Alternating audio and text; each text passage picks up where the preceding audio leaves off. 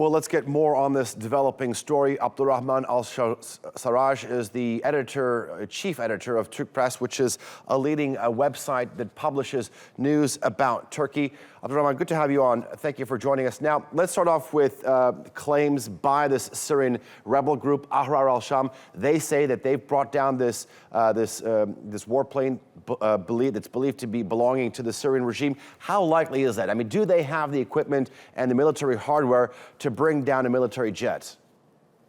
Well, first of all, what we were talking about is a Syrian military jet, which is a MiG. It is not a very new plane.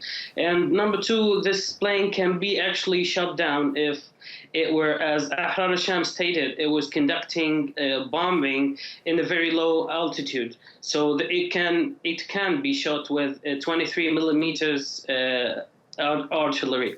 So this is number one. I think it can be shut down, but still, I think this indicates something more about the conflict. That right now the eyes are on Manbij, on the eastern side of Aleppo. Now we are turning back to Idlib.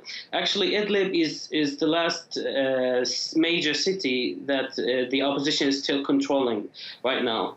And I think that we're looking at Ahrar al-Sham now. You can call it the opposition, but it is not the Free Syrian Army.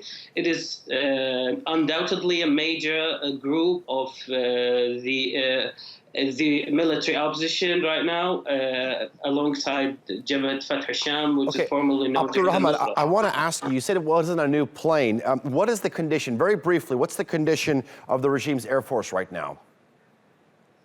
Well, we know that the regime's Air Force was, in numbers, it had one of the largest fleets in the Middle East since the beginning of the conflict in 2011. But still, these airplanes, they were not, I think, 280 aircraft pieces. I'm not quite sure about that, but it was not very sophisticated.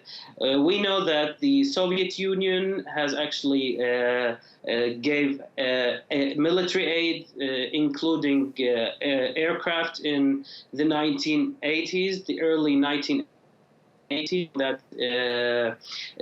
even looking not at military aircraft like MiGs, we actually know that helicopters of the regime were being repaired in Russia, sent to Russia during these years of the conflict, sent to Russia and brought back to actually participate in the regime's campaign. Okay, now this is the first incident of a plane being downed since the two sides, Turkey and Russia, announced or brokered that ceasefire deal that is still holding.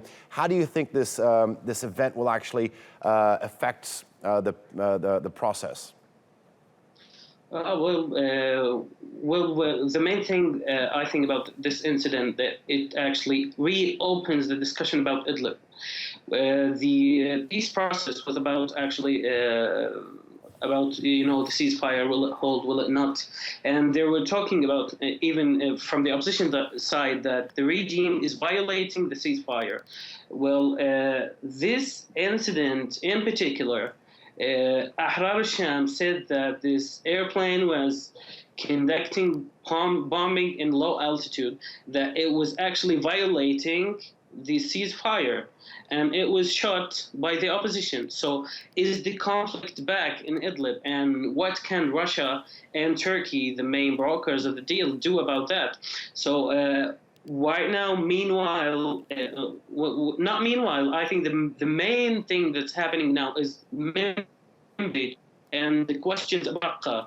And this Turkey, Russian, American, everybody's waiting Trump's decision on what he's going to do in Syria. Will he cooperate with the Kurds? Will he not? Okay. But this reopens the discussion of Idlib. I think that everybody's not looking at, and I think that news reports will marginalize this event. All right, fair point. All right, Abdulrahman Al Sarraj, the chief editor, Turk Press, more on that downed warplane. Thank you very much.